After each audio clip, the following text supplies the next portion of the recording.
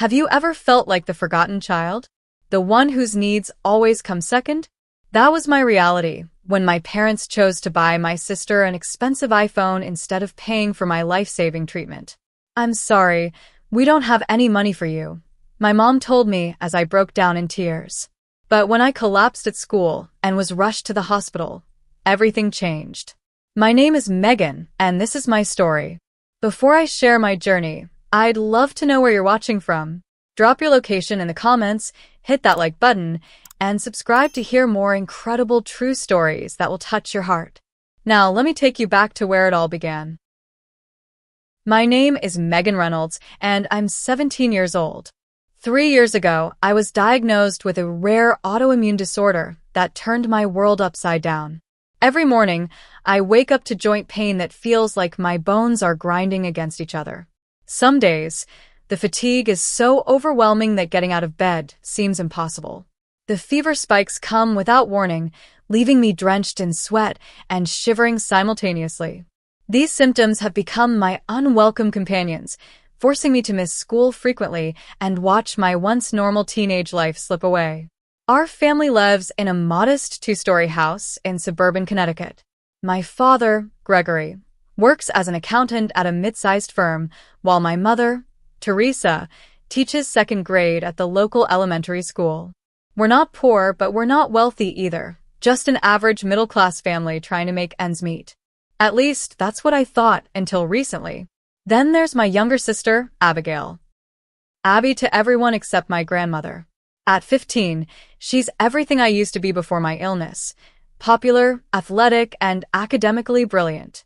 She's the star of the debate team, plays violin in the school orchestra, and somehow maintains a perfect GPA. My parents beam with pride whenever they talk about her accomplishments, their faces lighting up in a way they rarely do when looking at me. Abby got another A+ on her chemistry test, my mom announced during dinner last night, reaching over to squeeze my sister's hand affectionately. "That's my girl," Dad replied, grinning broadly. "Harvard'll be fighting to get you in a few years." I sat quietly, pushing mashed potatoes around my plate as the familiar ache in my wrists made holding the fork difficult. When I asked to be excused early because the pain was getting worse, Mom nodded absently, already turning back to hear more about Abby's day. These small moments have accumulated over time, building an invisible wall between me and the rest of my family. It's not that they don't love me, I know they do, but my illness has become an inconvenient reality they'd rather not face. I've become the family burden, the constant reminder that life doesn't always go according to plan. The only person who truly sees me is my grandmother, Eleanor. She lives just 20 minutes away and visits every Sunday, bringing homemade chicken soup and a compassion that feels like a warm blanket.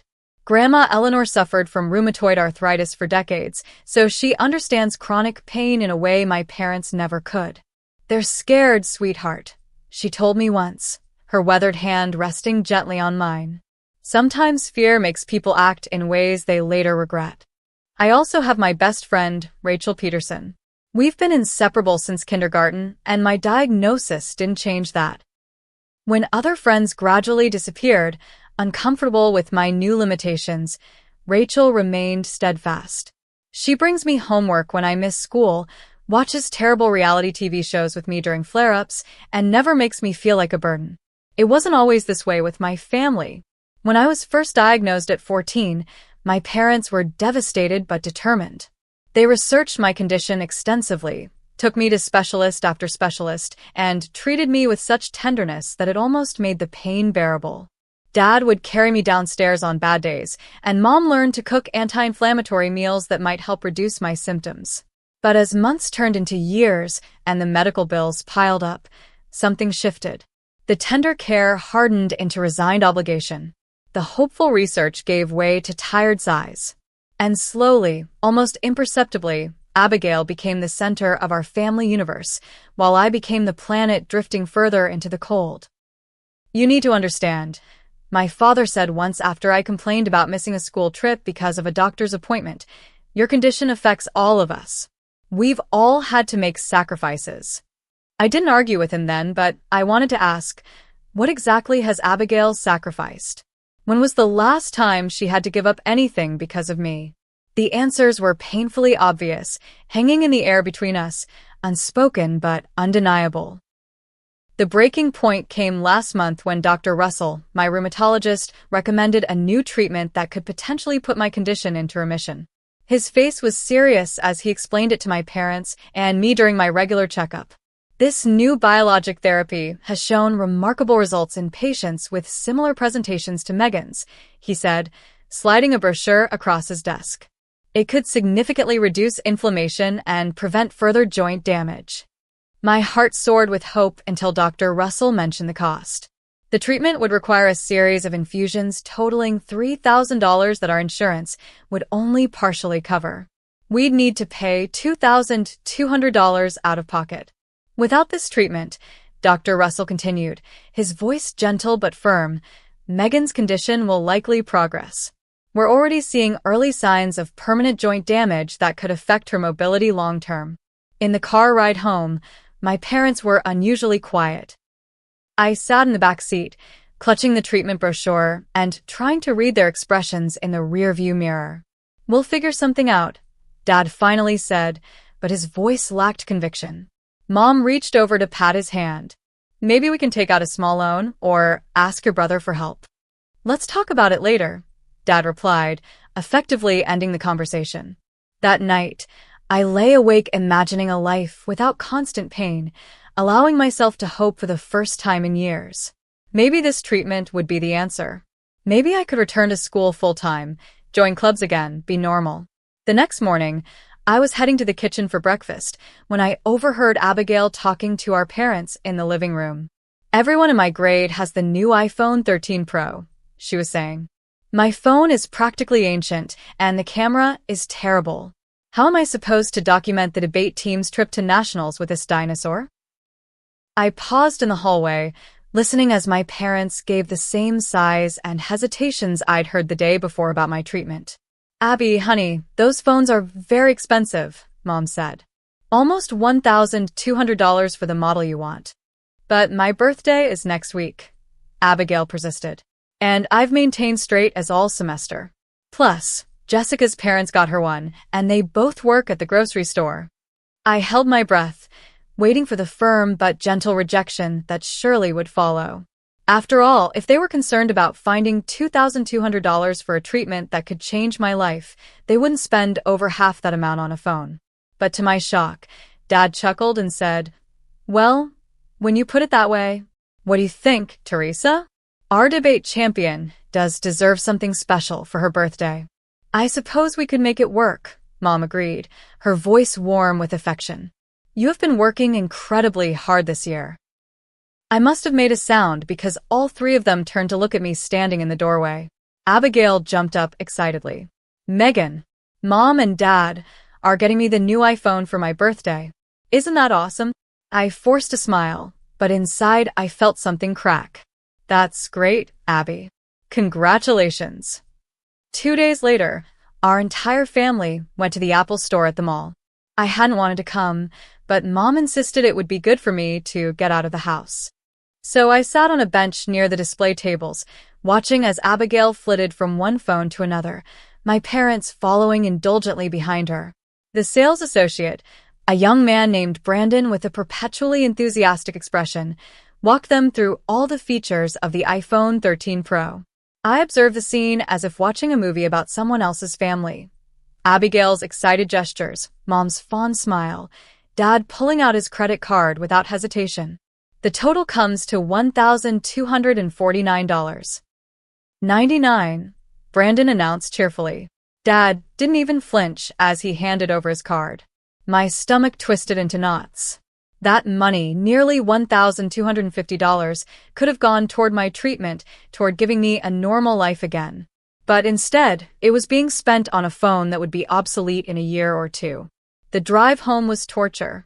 Abigail couldn't stop talking about her new phone, taking selfies and downloading apps. My parents kept encouraging her excitement, asking questions about features, and acting impressed by every minor function. This camera is insane. Look at the detail, Abigail exclaimed, showing Mom a photo she'd taken of the car's interior. That's amazing, honey, Mom replied. Make sure to take lots of pictures at your debate tournament. I stared out the window, counting streetlights to distract myself from the pain, both physical and emotional, that threatened to overwhelm me.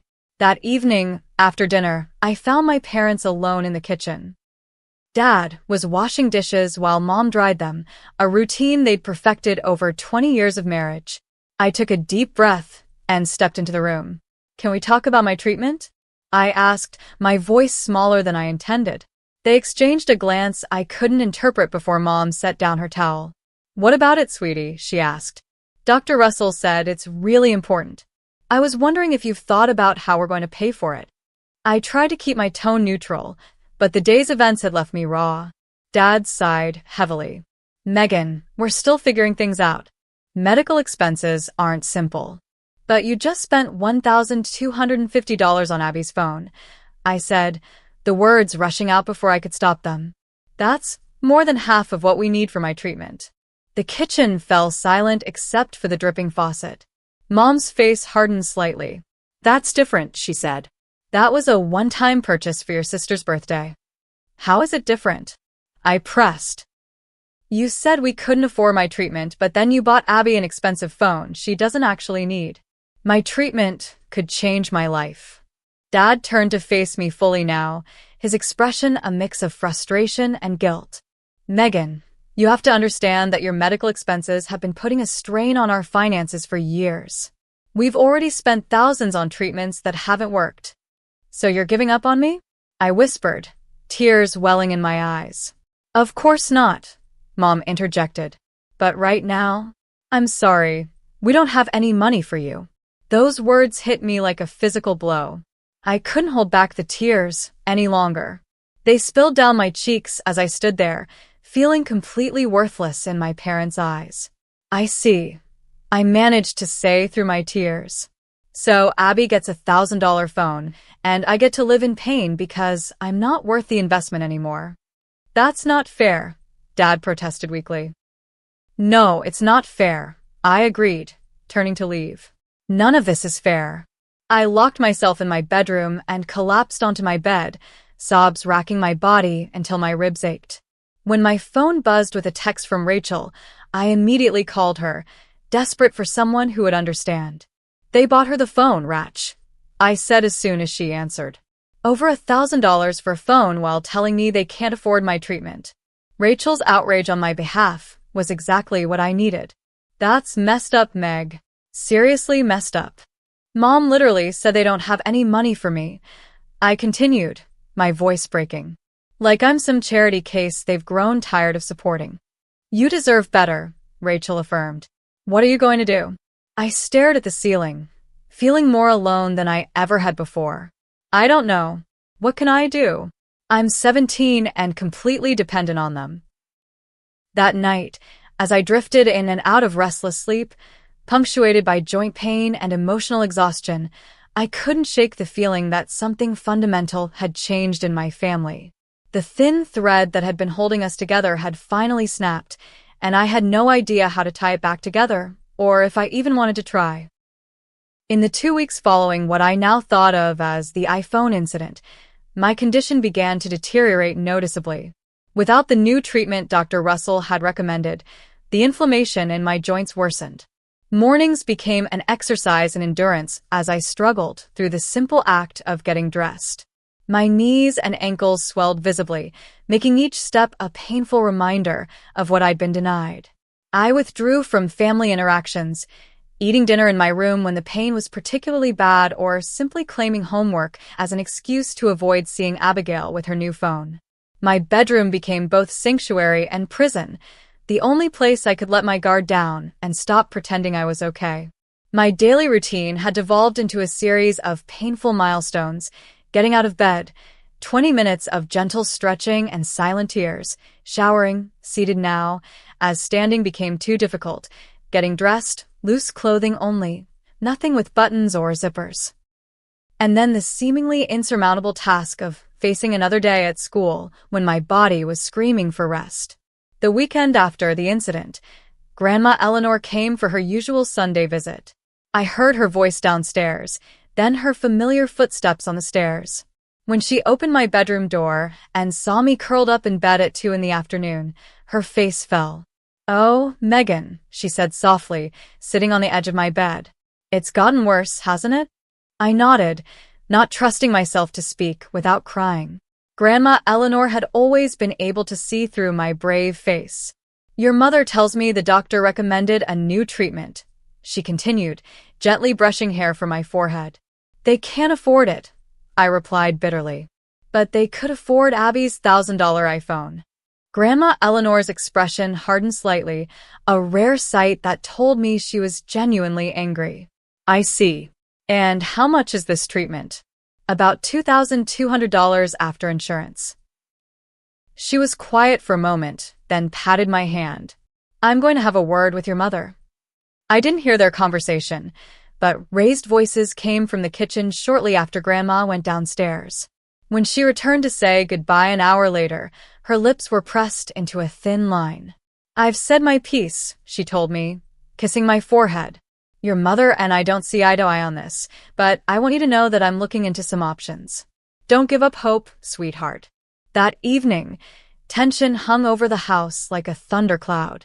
Mom was unusually quiet, and Dad kept trying to start conversations that quickly fizzled out. Abigail, oblivious to the undercurrents, happily showed off her phone's portrait mode at dinner. "The depth of field is incredible," she gushed, showing Dad a photo she'd taken of her dessert. "It makes everything look professional." I pushed my barely touched food around my plate, the ache in my wrists making it difficult to grip the fork properly. No one seemed to notice when I excused myself early. The following week, I attempted to find a part-time job, thinking maybe I could save up for my own treatment. I applied at the local library, a bookstore, and a coffee shop, but when they learned about my physical limitations and unpredictable absences due to flare-ups, the polite rejections followed quickly. At school, my academic performance began to suffer. English had always been my best subject, but my most recent essay came back with a C+ and a note from Mr. Thompson asking if everything was okay. In calculus, I couldn't keep up with the rapid note-taking required, my swollen fingers unable to grip the pencil for extended periods. Ms. Patel, the school counselor, called me into her office on Thursday after my math teacher expressed concerns. "Megan, I've noticed you've been struggling recently," she said kindly, gesturing for me to sit. "Your teachers report that you seem distracted, and your grades have been slipping. Is there something going on that you'd like to talk about?" I considered telling her everything: the treatment I needed but couldn't get, my parents' decision to prioritize my sister's wants over my needs, the feeling of worthlessness that had taken root in my chest. But what could she actually do? So I gave her the sanitized version. "My condition has been flaring up lately, and it's hard to concentrate sometimes," I explained. "I'm trying to keep up, but it's challenging." Ms. Patel nodded sympathetically. "Have there been any changes in your treatment plan? Anything your doctors are doing differently?" The irony of her question made me want to laugh and cry simultaneously. "We're exploring options," I said finally. That night, we had spaghetti for dinner. One of my favorites normally, but I could barely twirl the pasta with my inflamed fingers. The conversation, as usual, centered around Abigail's achievements. "My debate coach says I have a real shot at being team captain next year," she announced, scrolling through her phone between bites. "He said my rebuttal in yesterday's practice was exceptionally structured." "That's wonderful, honey," Mom beamed. "Isn't that great, Greg?" Dad nodded enthusiastically. "Absolutely. You're making us proud, Abby." I stared at my plate, wondering if they'd notice if I dissolved into thin air right at the table. Probably not, as long as Abigail kept talking. Later that night, unable to sleep because of the throbbing in my knees, I researched my condition online. What I found terrified me. Without proper treatment, my type of autoimmune disorder could lead to permanent joint deformity, reduced mobility, and even affect internal organs like my heart and lungs. Some patients ended up needing joint replacement surgery before they turned 30. I closed my laptop, heart racing with fear. This wasn't just about pain management anymore, it was about my future. And my parents had decided that future wasn't worth $2,200, less than twice the cost of Abigail's precious iPhone. 2 weeks and 3 days after my parents bought Abigail her iPhone, my body finally gave up the fight. I woke up feeling worse than usual, my joints on fire, and my head pounding with fever. Mom offered to let me stay home, but I had a history test I couldn't miss, so I dragged myself to school, downing ibuprofen that barely took the edge off. By third period, the room was spinning, and I could barely focus on the worksheet in front of me. Rachel, who sat next to me in English, kept shooting me worried glances. "Meg, you look terrible," she whispered as Mr. Thompson discussed Shakespeare's sonnets. "You're really pale and you're sweating." "I'm fine," I insisted, but even I could hear the weakness in my voice. When the bell rang, I tried to stand and felt my knees buckle. Rachel caught me before I hit the floor. "That's it," she said firmly. "I'm taking you to the nurse." I didn't have the strength to argue. Rachel half-carried me down the hallway, my arm draped over her shoulder as students stared and whispered. By the time we reached the nurse's office, I was drifting in and out of awareness, the fluorescent lights overhead leaving trails as I blinked. Nurse Jenkins took one look at me and sprang into action. "Help me get her to the cot," she directed Rachel, then pressed a thermometer to my forehead. 103.9, she read aloud, her expression grim. "Megan, can you tell me what hurts?" "Everything," I whispered. "Joints. Worse than usual. Head pounding." Nurse Jenkins was already on the phone. "I'm calling an ambulance," she told Rachel. "And her parents." Through the fog of fever, I heard snippets of the conversation. "Severe flare-up, autoimmune disorder, dangerously high fever, needs immediate medical attention." Then Rachel was holding my hand, her face swimming in and out of focus. "Hang in there, Meg. Help is coming." "Parents?" I managed to ask. "Nurse Jenkins is calling them now. Your mom's not answering, so she's trying your dad." I closed my eyes, too exhausted to keep them open. The next thing I knew, paramedics were lifting me onto a stretcher, asking questions I couldn't quite follow. There was a prick in my arm, and four I realized distantly, and then the disorienting sensation of being carried out to an ambulance. Rachel's voice floated to me from somewhere nearby. "I'll meet you at the hospital, Meg. I'm calling your grandma too."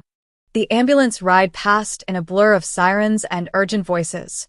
In the emergency room, doctors and nurses swarmed around me, taking blood, checking vital signs, asking questions about my medical history that I struggled to answer coherently.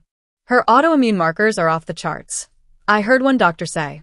"And her white count is concerning. We need to get this inflammation under control immediately." Another voice. "History says she was supposed to start biologic therapy 2 weeks ago, but didn't. That might explain the severe flare." Through half-closed eyes, I saw a tall doctor with salt and pepper hair lean over me. "Megan, I'm Dr. Alvarez. "We're going to take good care of you, but I need you to stay with us, okay?" Can you do that?" I tried to nod, but even that small movement sent pain shooting through my neck. "Get me 10 milligrams of prednisone for push, and let's start her on broad-spectrum antibiotics until we rule out infection," Dr. Alvarez directed someone I couldn't see. "And where are her parents?" As if summoned by his question, I heard my mother's voice, high-pitched with panic. "Where is she? Where's my daughter?" Then she was beside me, her face ashen. "Megan." "Oh my God, Megan." Dad appeared on my other side, looking as though he'd aged 10 years since breakfast. "What happened? Is she going to be okay?" Dr. Alvarez spoke to them in a low, serious tone. "Your daughter is experiencing a severe autoimmune flare with dangerously high inflammation levels. Her fever is concerning, and we're seeing early signs of systemic involvement, which means the inflammation is affecting more than just her joints." "Will she be okay?" Mom asked again, her voice breaking. "We're doing everything we can," Dr. Alvarez replied. "But I need to understand why she hasn't started the biologic therapy her rheumatologist recommended. According to her records, Dr. Russell prescribed it over 2 weeks ago." There was a pause, heavy with unspoken accusations. We were trying to figure out the finances," Dad said weakly. "Our insurance only covered part of it." Dr. Alvarez's expression remained professional, but I could sense his disapproval. "Well, She needs it now, along with high-dose steroids and close monitoring. We'll be admitting her to the hospital, possibly the ICU, depending on how she responds to initial treatment. Mom's hand found mine, squeezing so tightly it hurt. We'll pay for whatever she needs. Just please help her. As the medication began to take effect, I drifted in and out of consciousness. During one lucid moment, I heard Mom sobbing in the hallway outside my curtained area. "This is our fault, Greg," she was saying, her voice thick with tears. "We should have gotten her the treatment right away. Instead, we bought Abby that stupid phone. What were we thinking?" "I know." Dad's voice was hollow with guilt. "I keep seeing her face when you told her we didn't have money for her treatment. God, what kind of parents are we?" "Terrible ones," Mom said with brutal honesty. "We've been terrible to her. And now she could. She couldn't finish the sentence, dissolving into sobs again. I closed my eyes, too tired to process the complicated emotions their words stirred up. Part of me felt vindicated that they finally recognized their mistake, but another part just felt sad for all of us, trapped in this painful situation. Later, I'm not sure how much later, I was being wheeled out of the emergency room toward the intensive care unit. The hospital corridors passed in a blur until we reached a room with beeping monitors and subdued lighting. As nurses transferred me to the hospital bed and hooked me up to various machines, I caught glimpses of my family gathered in the waiting area through the glass wall. Mom and Dad huddled together, both looking shell-shocked, Abigail pale and frightened, and Grandma Eleanor, her face set in grim determination as she appeared to lecture my parents with jabbing finger gestures. "Your family seems very concerned," a kind-faced nurse named Sophia commented as she adjusted my fore. I didn't have the energy to explain the complicated truth, so I just nodded slightly. "The doctor has started you on several medications to bring down the inflammation," Sophia continued. "You'll start feeling better soon, but for now, try to rest." As the medications pulled me toward sleep, I heard Grandma Eleanor's voice, uncharacteristically sharp, drifting from the hallway. "I told you both this would happen. That child needed treatment, not excuses.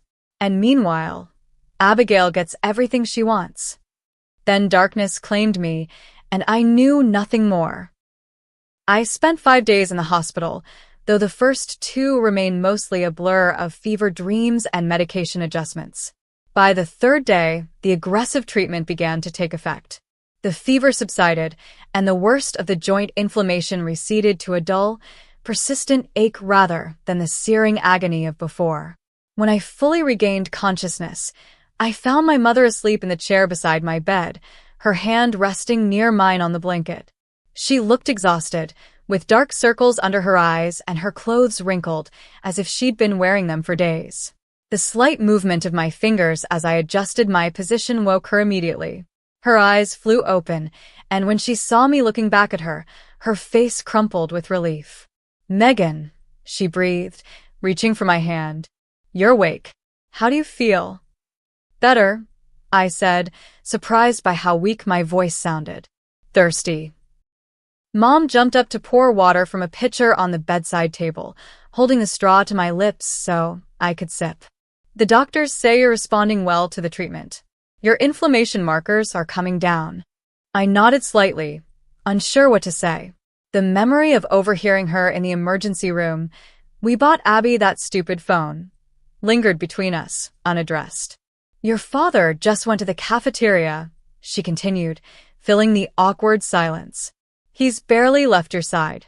We've been taking shifts." Another nod. My emotions were too tangled to sort through, relief at feeling better physically, lingering hurt from before my hospitalization, uncertainty about how to move forward. "Megan," Mom's voice broke slightly. I'm so sorry. Before I could respond, the door opened and Dad walked in carrying a coffee cup. When he saw me awake, he froze for a moment, then rushed to the bed, setting his coffee down carelessly on the tray table. "Thank God," he said, voice rough with emotion. "How are you feeling, kiddo?" "Better," I repeated, the word becoming a lifeline in the storm of emotions. Dad's eyes were red-rimmed, his normally neat appearance disheveled. He looked older somehow, the lines around his mouth deeper than I remembered. "The doctors say you're going to be okay," he told me, as if reassuring himself as much as me. "They've started you on the biologic therapy Dr. Russell recommended, along with some other medications." I nodded again, wondering if they'd had to sell a kidney to suddenly afford the treatment they deemed too expensive 2 weeks ago. As if reading my mind, Dad continued, "We've made arrangements for the full treatment course. It's all taken care of, so you don't need to worry about that anymore." The awkwardness hung heavy in the room, none of us quite knowing how to bridge the chasm that had opened between us. We were saved by the arrival of Dr. Alvarez, who came in to check my vitals and explain my treatment plan. "You gave us quite a scare, Megan," he said as he examined my joints. "But you're responding well to treatment. The biologics should help prevent future flares of this magnitude, provided you stay on the medication consistently." He directed his next words to my parents, his tone professional but firm. "This type of severe flare can cause long-term damage. It's essential that her treatment plan be followed exactly as prescribed moving forward." Both my parents nodded solemnly. Mom wiped away a tear. Later that afternoon, Abigail came to visit. She hovered uncertainly in the doorway, looking younger and more vulnerable than I'd seen her in years. "Hey," she said softly. Hey, I replied. She approached the bed slowly, clutching something in her hand. "I brought you this," she said, placing her iPhone 13 Pro on my blanket. "I don't need it. I told Mom and Dad to return it and use the money for your treatment."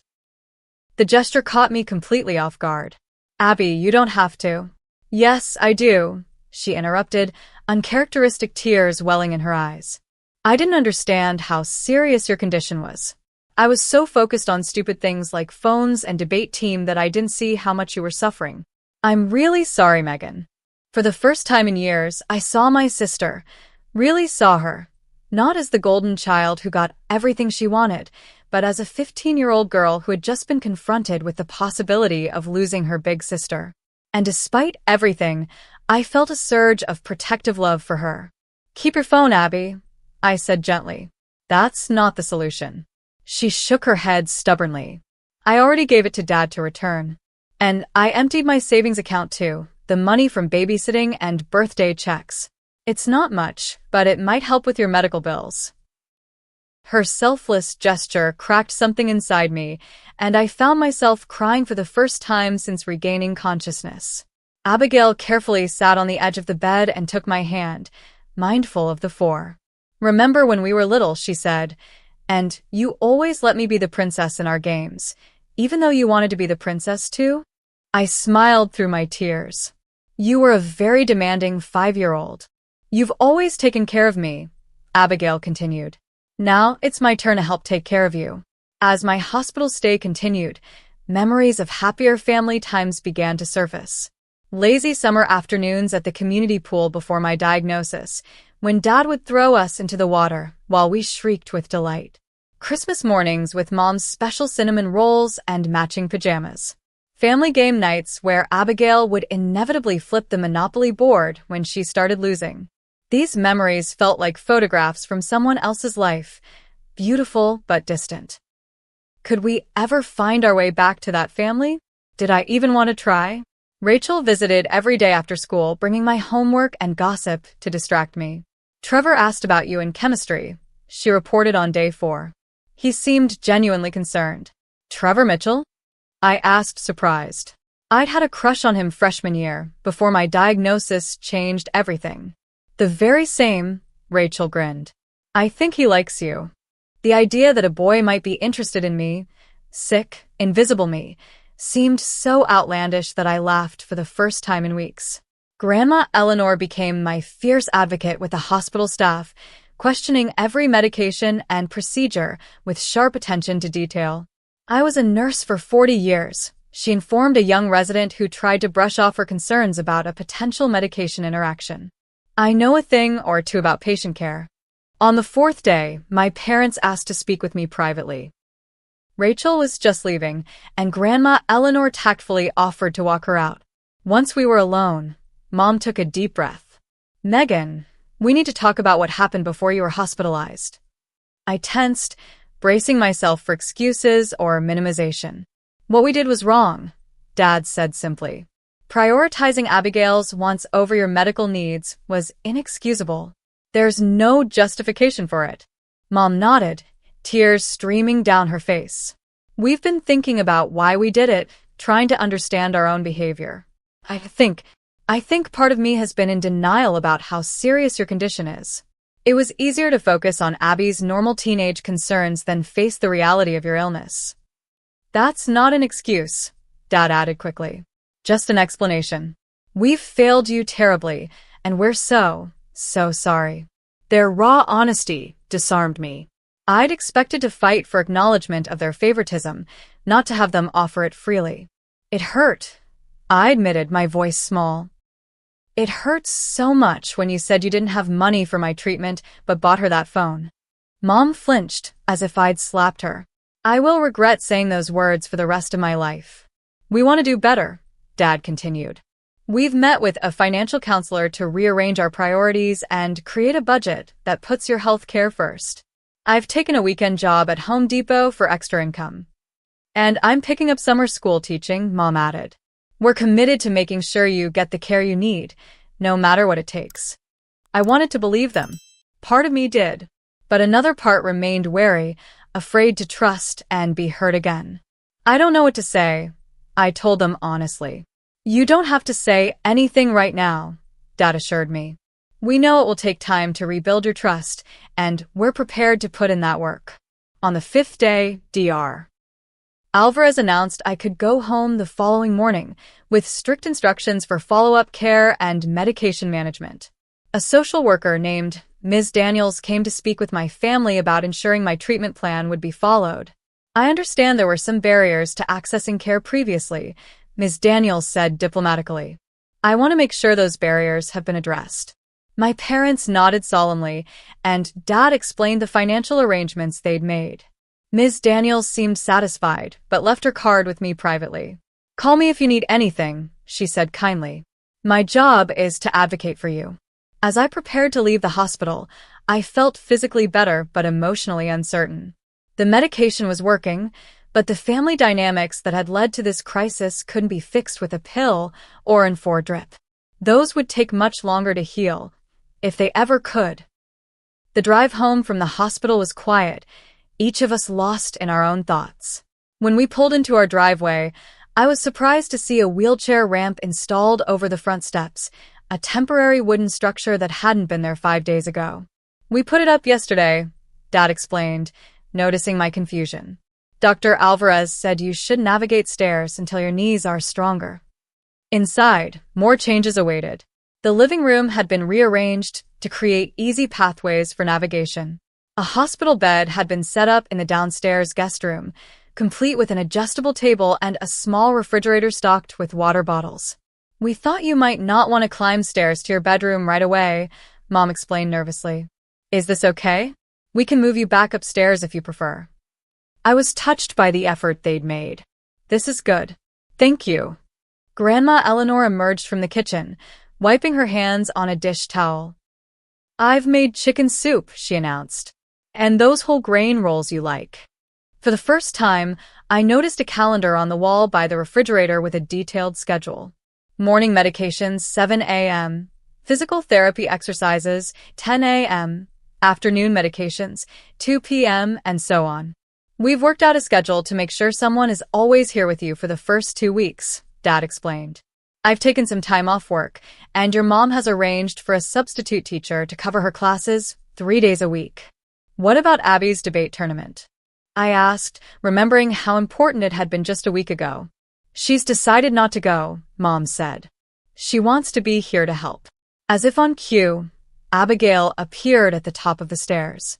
Megan, she exclaimed, hurrying down. Welcome home. She carried a stack of books and magazines. I got these from the library. All the titles you've mentioned wanting to read.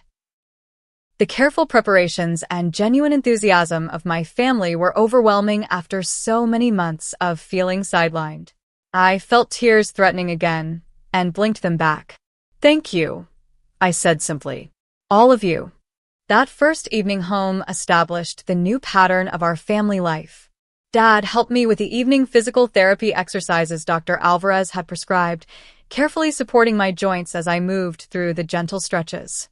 Mom organized my medications in a color-coded pill box, double-checking dosages against the discharge instructions. Abigail set up a Netflix queue of shows we could watch together during my recovery. The next morning, I woke to find Dad making breakfast in the kitchen. When he saw me wheeling myself in, he immediately pulled out a chair for me. "How are you feeling?" he asked, setting a glass of water and my morning pills beside a plate of scrambled eggs. "Sore," I admitted, "but better than yesterday." Dad nodded, his expression serious. "Megan, I need to tell you something." I tensed instinctively, but his next words surprised me. "I failed you as a father," he said quietly. "I convinced myself that treating you and Abigail equally meant ignoring your different needs. But true equality would have been making sure both of you had what you needed to thrive, even if that meant spending more on your health care than on her extracurriculars." His raw honesty left me speechless. "I can't change the past," he continued, "but I promise to do better moving forward. Your health and happiness are just as important as Abigail's, always have been, even when my actions didn't show it." I swallowed hard. I felt like I was just a burden, I confessed. Like the family would be better off without my medical problems complicating everything. Dad looked stricken. "Never," he said firmly. "You could never be a burden, Megan. You're our daughter, and we love you exactly as you are." Later that day, Mom invited me to help her bake cookies, an activity we'd shared often before my diagnosis, but had gradually abandoned as my symptoms worsened.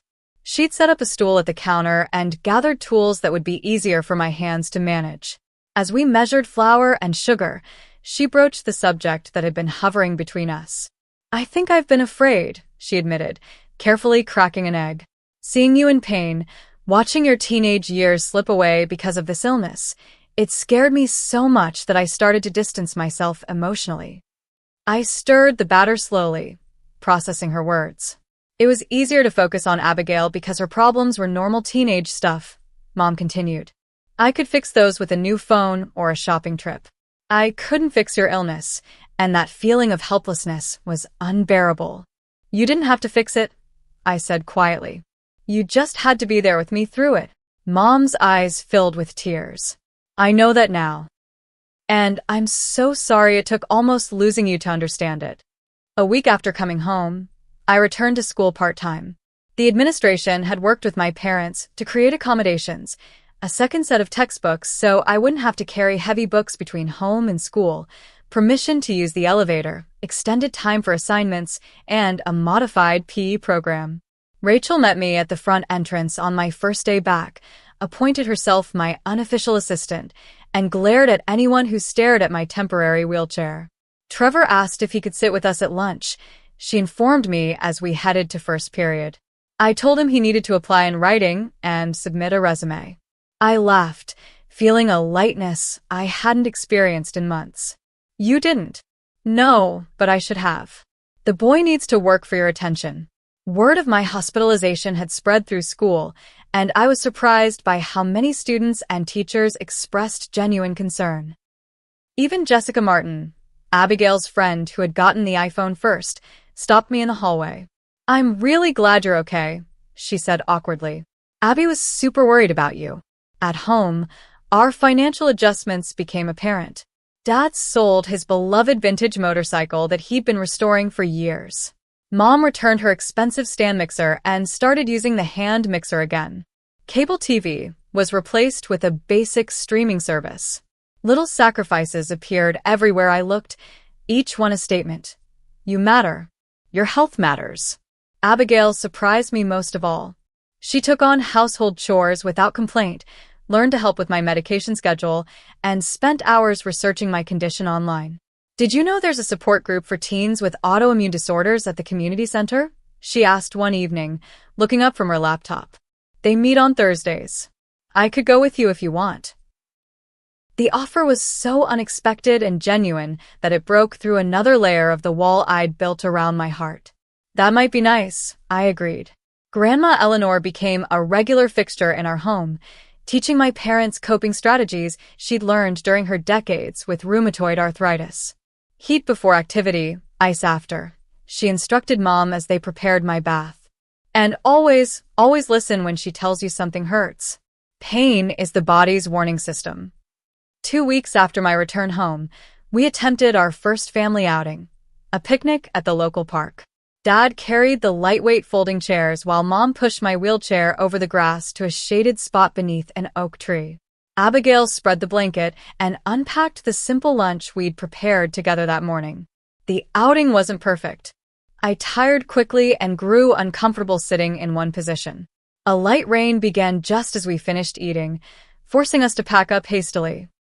But as we drove home, slightly damp but laughing about Dad's frantic blanket folding technique, I felt something I hadn't experienced in a long time, the sense of being part of a family that was imperfect but trying its best. That night, in the privacy of the guest room that had become my temporary bedroom, I wrote in the journal Dr. Alvarez had suggested as a way to process my emotions. I'm still angry sometimes. I still remember how it felt when Mom said they didn't have money for my treatment. I'm not sure I'll ever forget that, but I'm also seeing how hard they're trying to make amends. Dad looks exhausted from working 2 jobs. Mom has learned all my medication names and side effects. Abby gave up her phone without being asked. I don't know if I'm ready to forgive them completely, but I think I'm ready to try moving forward together. Grandma Eleanor says healing, both physical and emotional, isn't linear. There are good days and bad days. Today was mostly good. 3 months after my hospitalization, I sat in Dr. Russell's office for my regular checkup, my parents flanking me like protective bookends. Your labs look excellent, Dr. Russell announced, reviewing my test results. The biologic therapy is working exactly as we'd hoped. Your inflammation markers are the lowest they've been since your diagnosis. Relief washed over me. The weekly injections and monthly infusions had been working. I could feel it in my increased energy and decreased pain, but having the medical confirmation made it real. Does this mean I'm in remission? I asked hopefully.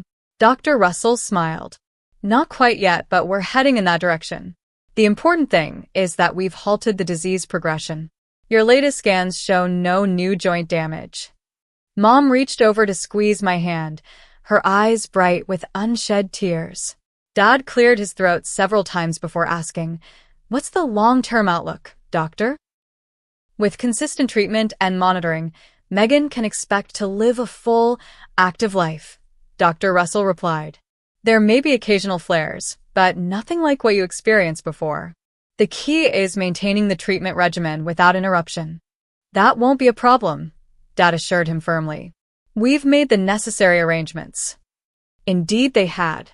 Our family's transformation over the past 3 months had been remarkable.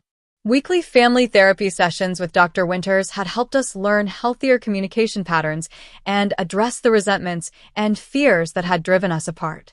Invisible illnesses create unique challenges for families, Dr. Winters had explained during our first session. The person looks fine on the outside, which can make it difficult for others to understand or acknowledge their suffering. Those therapy sessions had been painful at times, bringing to light uncomfortable truths about how we'd functioned as a family. But they'd also been healing, creating space for honest conversations that would have been impossible before. At school, Abigail had surprised everyone by organizing a fundraiser for autoimmune disease research. Dollars for diagnosis, raised over $3,000 through bake sales, car washes, and a charity basketball tournament. I wanted people to understand what you go through, she told me after presenting the check to the Autoimmune Research Foundation. And maybe help other families get diagnosed earlier. My relationship with Abigail had undergone the most dramatic transformation. The competitive undercurrent that had defined our interactions for years had given way to genuine support and affection. She still excelled academically and socially, but now she shared her successes with me rather than using them as ammunition. My parents had joined a support group for families dealing with chronic illness, meeting twice monthly with other parents to share resources and emotional support. It helps to talk with people who understand, Mom explained. They've given us so many practical tips for managing insurance claims and finding financial assistance programs. Dad nodded in agreement. And it's good to know we're not alone in this journey. The journey had changed all of us. I'd begun sharing my story on social media, connecting with other chronically ill teenagers around the country. What started as a private Instagram account documenting my recovery had grown into a small but supportive community where we shared treatment experiences, coping strategies, and the unique challenges of navigating adolescence with chronic illness. As Thanksgiving approached, I found myself looking forward to the holiday for the first time in years. Grandma Eleanor would be joining us, along with Rachel and her parents, who had become an extended part of our support system. The day before Thanksgiving, Mom and I sat at the kitchen table making place cards for dinner while Abigail and Dad prepared side dishes. I was thinking, Mom said casually, that we should start looking at colleges with strong support services for students with chronic conditions. Dr. Russell says there's no reason you can't have the full college experience with proper accommodations. I looked up in surprise. College had seemed like an impossible dream during the worst of my illness. Really? Of course, Mom replied, as if it had never been in question. You've always wanted to study literature. I've been researching schools with good English departments and comprehensive disability services. Across the kitchen, Dad added, we've been setting aside money each month for college visits next spring. There's a school in Boston with an excellent program I think you'd like.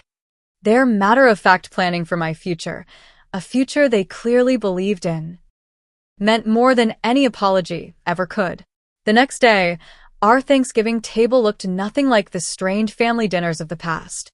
Dad carved the turkey with flourish. Mom presented her famous cranberry sauce without apology for the slightly burnt edges, and Abigail snapped photos with her old refurbished phone, declaring she needed to document our first holiday as a functional family. Rachel's parents brought extra chairs and homemade pumpkin pie, while Grandma Eleanor supervised it all with satisfied nods. When it came time to share what we were thankful for, I found myself unexpectedly emotional. I'm thankful for second chances, I said simply, and for a family that learned how to bend without breaking. Mom wiped away tears, and Dad reached across the table to squeeze my hand.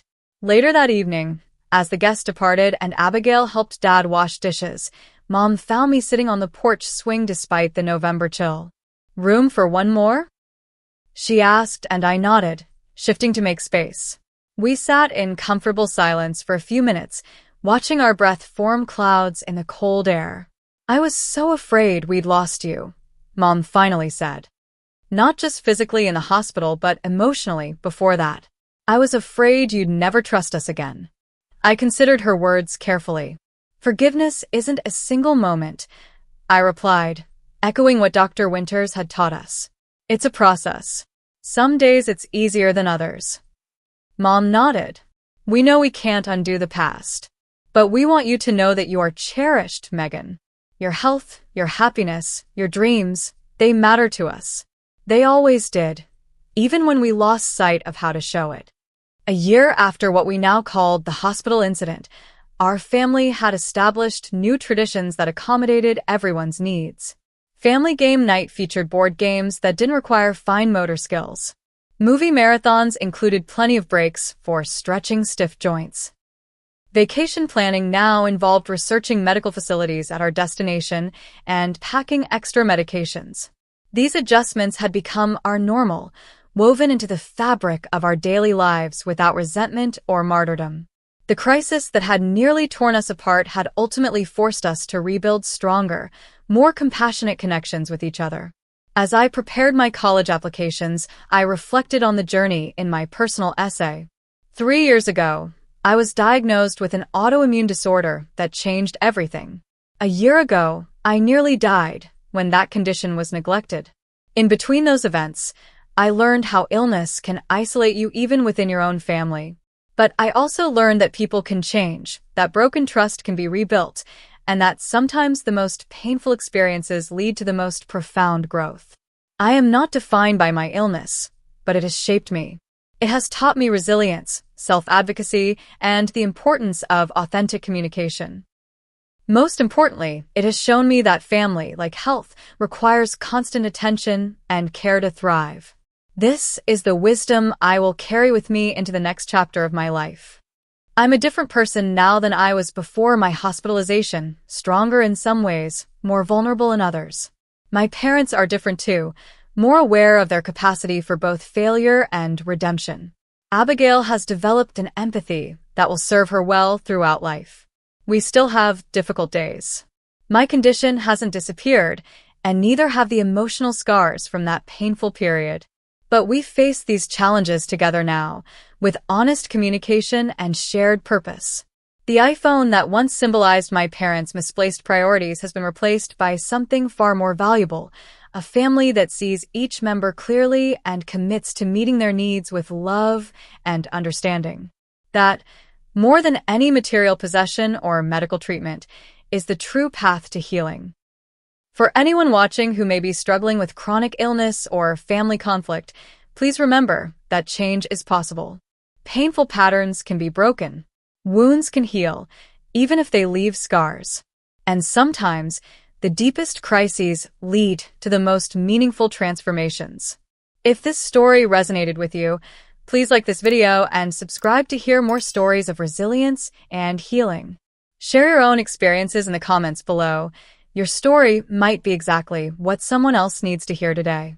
Thank you for listening, and remember, you are worthy of care, regardless of your health status or abilities. Take care of yourselves and each other.